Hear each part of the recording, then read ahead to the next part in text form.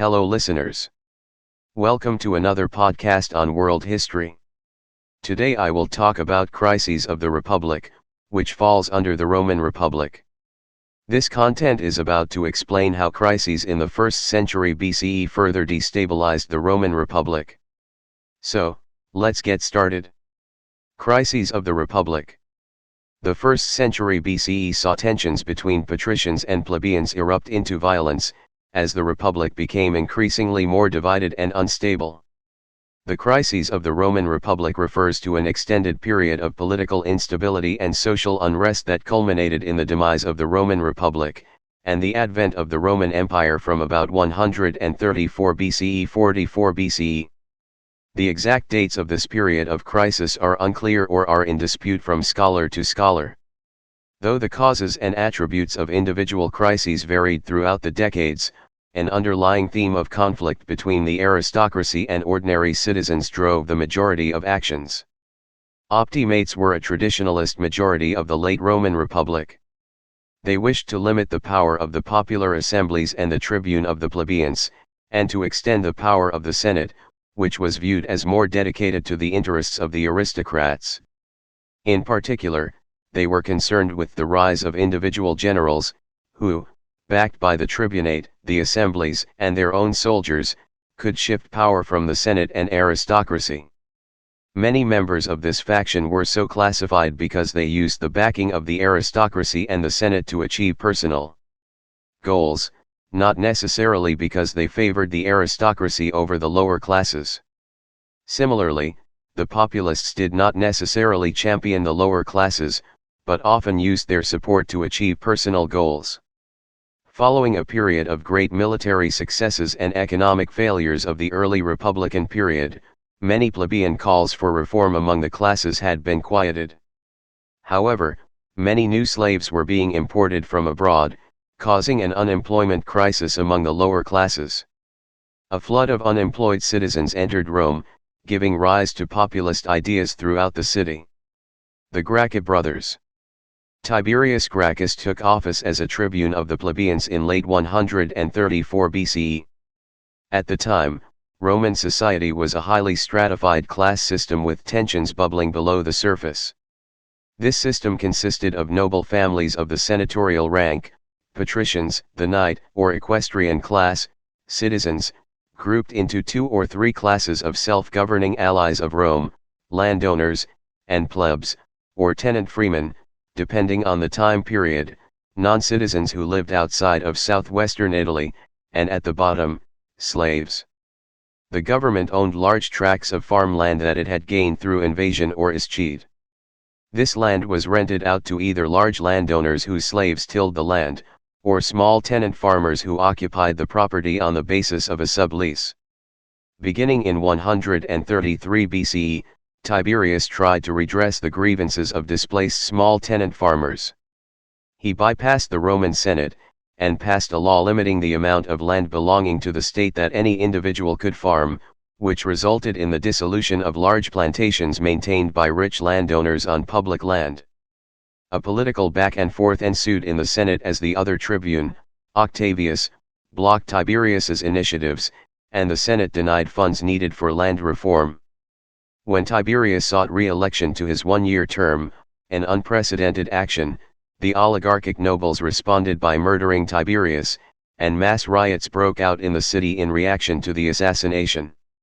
About 9 years later, Tiberius Gracchus's younger brother, Gaius, passed more radical reforms in favor of the poorer plebeians. Once again, the situation ended in violence and murder as Gaius fled Rome and was either murdered by oligarchs or committed suicide. The deaths of the Gracchi brothers marked the beginning of a late Republic trend in which tensions and conflicts erupted in violence. Marius and Sulla. The next major reformer of the time was Gaius Marius, who like the Gracchi, was a populist who championed the lower classes. He was a general who abolished the property requirement for becoming a soldier, which allowed the poor to enlist in large numbers. Lucius Cornelius Sulla was appointed as Marius's quaestor, supervisor of the financial affairs of the state, in 107 BCE, and later competed with Marius for supreme power.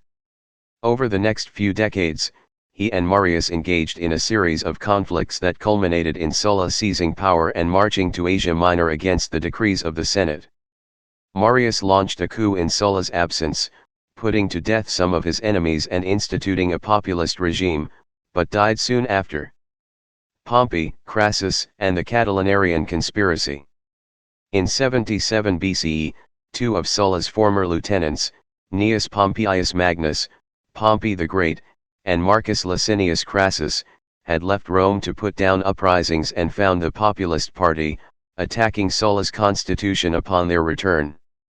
In an attempt to forge an agreement with the Populist Party, both lieutenants promised to dismantle components of Sulla's constitution that the Populists found disagreeable, in return for being elected consul. The two were elected in 70 BCE and held true to their word. 4 years later, in 66 BCE, a movement to use peaceful means to address the plights of the various classes arose. However, after several failures in achieving their goals, the movement, headed by Lucius Sergius Catilina and based in Faesulae, a hotbed of agrarian agitation, decided to march to Rome and instigate an uprising. Marcus Tullius Cicero, the consul at the time, intercepted messages regarding recruitment and plans, leading the Senate to authorize the assassination of many Catilinarian conspirators in Rome, an action that was seen as stemming from dubious authority. This effectively disrupted the conspiracy and discredited the Populist Party, in turn repairing the image of the Senate, which had come to be seen as weak and not worthy of such violent attack. First Triumvirate. In 62 BCE, Pompey returned from campaigning in Asia to find that the Senate, elated by its successes against the Catiline conspirators, was unwilling to ratify any of Pompey's arrangements, leaving Pompey powerless. Julius Caesar returned from his governorship in Spain a year later and, along with Crassus, established a private agreement with Pompey known as the First Triumvirate. Under the terms of this agreement, Pompey's arrangements would be ratified and Caesar would be elected consul in 59 BCE, subsequently serving as governor of Gaul for 5 years.